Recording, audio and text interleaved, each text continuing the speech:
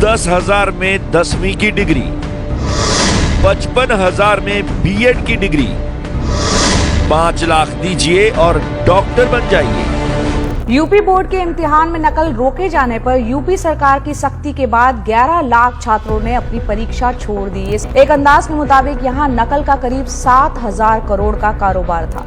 These images of cheating in Bihar's Class 10 exam brought ridicule to the state both nationally and internationally. एक नई report में ये पता चला है कि भारत में डिग्री लेने वाले 50% युवा ऐसे हैं जिनमें नौकरी के लिए पर्याप्त स्किल नहीं है। यानी इन तमाम युवाओं के पास दिखाने के लिए शानदार डिग्रियां हैं, लेकिन इन्हें आता कुछ भी नहीं है। और यही वजह है कि इन युवाओं को नौकरी नहीं मिल पाती और इससे फिर बेरोजगारी बढ़ती चली जाती है। ये जो इंडिया है ना, ये आज एक बहुत बड़ी प्रॉब्लम से गुजर रहा है।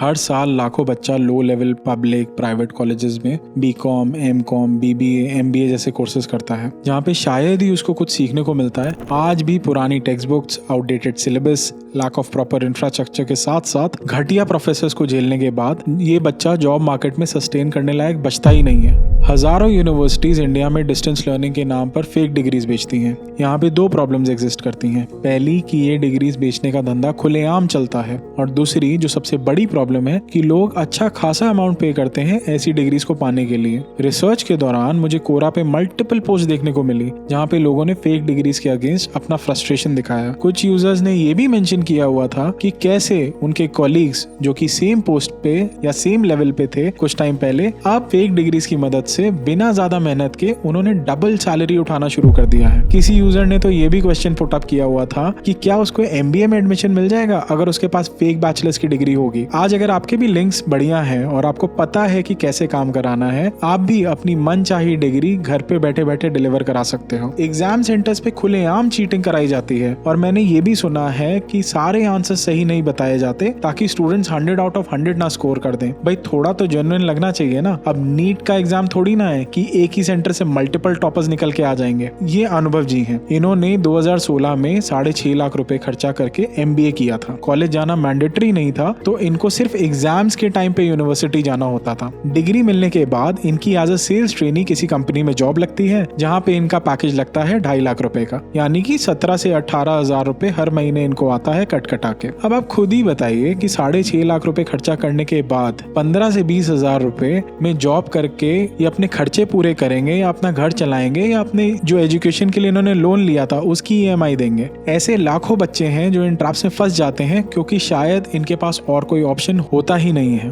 बहुत से कॉलेजेस 100% प्लेसमेंट का बोर्ड बड़ी चौड़ से टांगते हैं और उनका मेन मोटिव आज भी सिर्फ सीट्स भरने का ही होता है। सो इससे क्या होता है ना, एक बहुत बड़ी भीड़ इकट्ठी हो जाती है of unskilled and unemployable youth. आइए अब नजर डालते हैं इंडिया के टीचर टू स्टूडेंट रेशियो पर, यानी कि हर टीचर पर कितने बच्चों की रिस्पॉन्सिबिलिटी होती है। ऑल्दो इंडिया का एवरेज 27 स्टूडेंट्स पर 1 टीचर है, जो कि एफिशिएंट की कैटेगरी में फॉल करता है, पर अगर यही एवरेज हम स्टेट वाइज देखें तो हाल थोड़ा नहीं कुछ ज्यादा ही खराब है। यूपी की बात करें तो हर 38 स्टूडेंट्स पर सिर्फ 1 टीचर है। वहीं अगर हम झारखंड की बात करें तो यहाँ तो बच्चे भगवान भरोसे ही बैठे हैं, क्योंकि हर 57 स्टूडेंट्स पर सिर्फ 1 टीचर है। और भाई हम बिहार को कैसे भूल सकते हैं। बिहार ने इस बार भी इस लिस्ट में बाजी मारी है with only 1 teacher looking after 62 students. क्या आपको पता है कि हर साल इंडियन कॉलेजेस 15 लाख इंजीनियर्स तैयार करते हैं, जिसमें से सिर्फ 45% इंजीनियर्स ही इन 15 लाख में एक्चुअली एम्प्लॉयबल होते हैं, क्योंकि जो बाकी के 8.25 लाख इंजीनियर्स है ना, वो इंडस्ट्री स्टैंडर्ड्स को मीट ही नहीं करते। सो मेरे हिसाब से ऐसी डिग्री को तो आग ही लगा देनी चाहिए। यूजीसी एक्ट 1956 के अकॉर्डिंग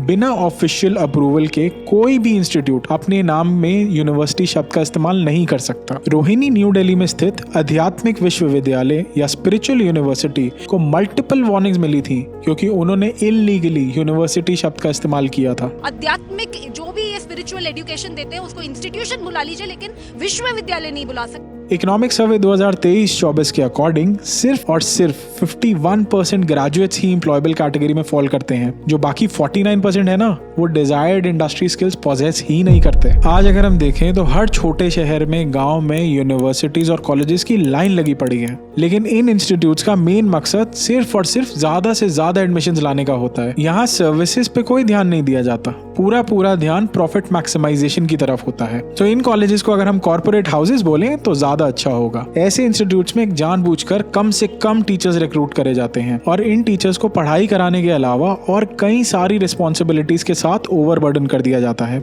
बच्चे क्लासेस में आते नहीं है क्योंकि कहीं ना कहीं बच्चों के दिमाग में ये बात बिठा दी गई है कि डिग्री मिलने से आपकी जॉब भी पक्की हो जाती है। कोइंसिडेंटली या अगर हम उसको अनफॉर्चुनेटली बोलें तो कुछ केसेस में मैं मानता हूँ कि ये बात आज भी सच है कि डिग्री मिलने से आपकी नौकरी लग जाती है। ज्यादातर हमें ये सरकारी नौकरी के केसेस में ही देखने को मिलता है और ये बात किसी से भी नहीं छुपी है कि सरकारी दफ्तरों में आज भी एफिशिएंसी के क्या स्टैंडर्ड्स होते हैं। आपके पास आईपीएल देखने का टाइम है, कस्टमर काम करने का टाइम नहीं है। आईपीएल देखने का टाइम आप देख ही रहे हो। तो देखने से क्या होता है? कर्मचारी हैं क्या? बैंक कर्मचारी हैं? कौन से पद में है? इतना जूता मार तो समझ में आ जाएगी। मैडम इसका कोई सॉल्यूशन है नहीं, अकाउंट में से पैसे नहीं निकल रहे 40,000। बात करना, पैसे नहीं निकल रहे। बात कर रहे हैं वो उधर से। बात कर मेरे से, आपने क्या जवाब मिल? मैं आपसे बात कर रही हूँ, आपको दिख रहा है क्या कि सुनाई भी नहीं दे रहा है? I am talking to you madam.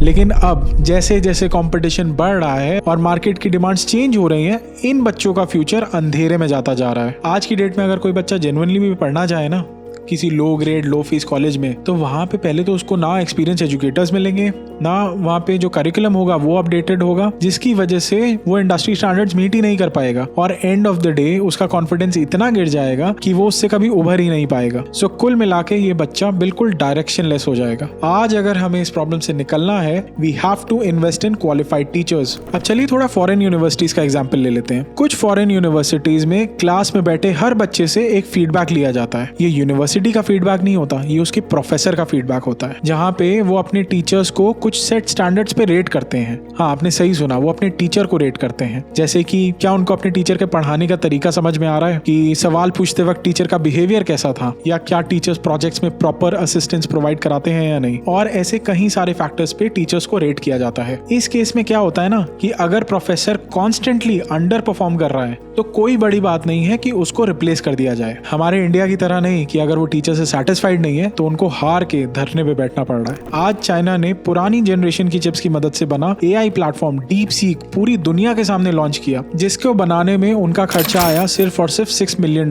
जो कि काफी कम है अगर हम उसको चैट जीपीटी से कंपेयर करें। अगर इंडिया सच में विश्व गुरु है तो आज एआई की रेस में इंडिया कहाँ है? हमारे देश में माँ को आई बोलते हैं, माता को बहुत से राज्यों में भाषा बोलते आई। अब मैं कहता हूँ हमारे यहाँ बच्चा पैदा होता है तो आई भी बोलता है, एआई भी बोलता है।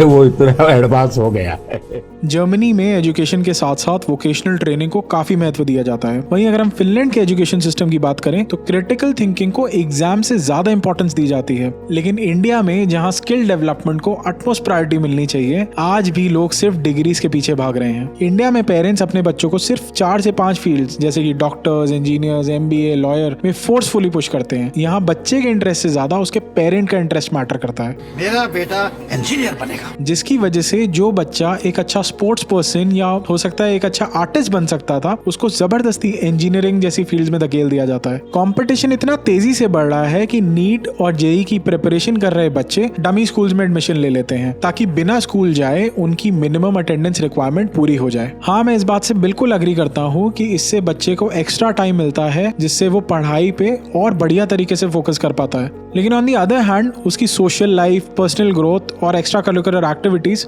सब जीरो हो जाती हैं। आफ्टर ऑल हम इंडियन शायद भूलते जा रहे हैं कि जिंदगी को जिया कैसे जाता है। महंगी गाड़ी, नौकरी, इज्जत से ऊपर भी कोई चीज होती है जिसको लाइफ बोलते हैं। यूएस में किसी भी फेलियर को एक स्टेपिंग स्टोन माना जाता है। फेलियर को कभी डिस्करेज नहीं किया जाता क्योंकि वो फेलियर को एक natural part of learning process मानते हैं। अनलाइक इंडिया जहाँ पे आज भी फेल होना एक सोशल टैबू से कम नहीं है। यहाँ पे मुझे एक ग्रेट अमेरिकन इन्वेंटर की बात याद आती है। उन्होंने लाइट बल्ब का आविष्कार करते हुए ये बात कही थी कि I haven't failed, I have found 10,000 ways it won't work. अच्छा ही हुआ कि उन्होंने भारत में जन्म नहीं लिया। अगर हम चाहते हैं कि अगला बड़ा टेक इनोवेशन भारत से आए, तो मुझे लगता है कि इन प्रॉब्लम्स को एड्रेस करना आज बहुत जरूरी है। चार्ल्स मंगर, जो कि एक टाइम पे बर्कशायर हाथवे के वीसी थे, उन्होंने अपनी कॉन्फ्रेंस के दौरान ये बात स्टेट करी थी कि वो भारत में इन्वेस्ट करने से हमेशा पीछे हटते हैं। उनका मानना था कि because of complex systems, casteism और ब्राइब्स, इंडिया में काम करना काफी मुश्किल है।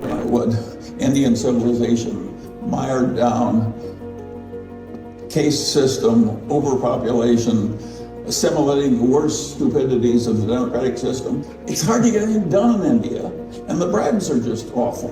अब आप बोलोगे कि इसका कॉलेजेस यूनिवर्सिटी से क्या लेना देना? भाई बिल्कुल है। कास्टिज्म की बात कर लो, डिजर्विंग वाले एक तरफ, रिजर्वेशन वाले एक तरफ। ये सालों पुरानी प्रॉब्लम है जिसकी वजह से आज भी डिजर्विंग स्टूडेंट्स को अच्छी यूनिवर्सिटीज में एडमिशन नहीं मिल पाता। जब बच्चों की क्वालिटी का इनपुट ही खराब होगा तो हम आउटपुट कैसे अच्छा एक्सपेक्ट कर सकते हैं? अब एक तरफ से आलू डाल के दूसरी तरफ से सोना तो नहीं निकल आएगा ना। ऐसी मशीन लगाऊंगा, इस साइड से आलू घुसेगा, उस साइड से सोना निकलेगा। कॉम्प्लेक्स सिस्टम्स की बात करें तो सिर्फ कुछ गिनी चुनी यूनिवर्सिटीज ग्लोबल लेवल पे compete करती हैं। बाकी की मेजॉरिटी यूनिवर्सिटीज इंफ्रास्ट्रक्चर और फैकल्टी के इश्यूज से जूझ रही हैं। यूनिवर्सिटीज का सिलेबस आज भी इंडस्ट्री स्टैंडर्ड्स को मैच नहीं कर पाता। और भाई हम ब्राइब्स को कैसे भूल सकते हैं? स्टेट यूनिवर्सिटीज में जब परमानेंट फैकल्टी की हायरिंग होनी होती है, वहां पे अच्छा खासा करप्शन देखने को मिलता है। जॉब पाने की आड़ में लोग लाखों रुपए की रिश्वत दे देते हैं, जिससे क्या होता है कि जो अनक्वालिफाइड प्रोफेसर होते हैं ना, उनकी हायरिंग हो जाती है। इसका रिजल्ट क्या होता है? एजुकेशन और रिसर्च की धज्जियां उड़ जाती है। चलिए थोड़ा दूसरी कंट्रीज पे भी नजर डाल लेते हैं। स्वीडन में लोग 5 बजे के बाद काम नहीं करते। वहाँ वर्क लाइफ बैलेंस को सबसे ज्यादा इंपॉर्टेंस दी जाती है। नीदरलैंड्स की बात करें तो वहाँ का 4 डे वर्क वीक मॉडल दुनिया भर में फेमस है। फ्रांस का राइट टू डिस्कनेक्ट लॉ, जिसमें एम्प्लॉयज को ऑफिशियली राइट दिया जाता है कि वो ऑफिस आवर्स के बाद ईमेल्स और कॉल्स इग्नोर कर सकते हैं। Till date many degrees lack relevance. और स्टूडेंट्स टेक्स्ट बुक्स को मेमोराइज तो कर लेते हैं, रट्टा तो बहुत बढ़िया मार लेते हैं, लेकिन शायद वो ये भूल जाते हैं कि एम्प्लॉयर्स को एक्चुअली उन लोगों की तलाश रहती है जो प्रॉब्लम सॉल्व कर सके, या जिनकी क्रिटिकल थिंकिंग स्ट्रांग हो, या वैसे एम्प्लॉयज जो किसी ऑर्गेनाइजेशन के वर्क कल्चर को इजीली अडॉप्ट कर सकें। जाते जाते मैं यही बात बोलना चाहूंगा कि कंपटीशन बढ़ रहा है। इसका ये मतलब नहीं है कि स्टूडेंट्स और पेरेंट्स को इस बात से डिप्रेस हो जाना चाहिए। बहुत सारी फॉरेन यूनिवर्सिटीज हैं, यहाँ मैं टॉप टीयर फॉरेन यूनिवर्सिटीज की बात कर रहा हूँ, जो कि इंडिया से भी कम खर्चे में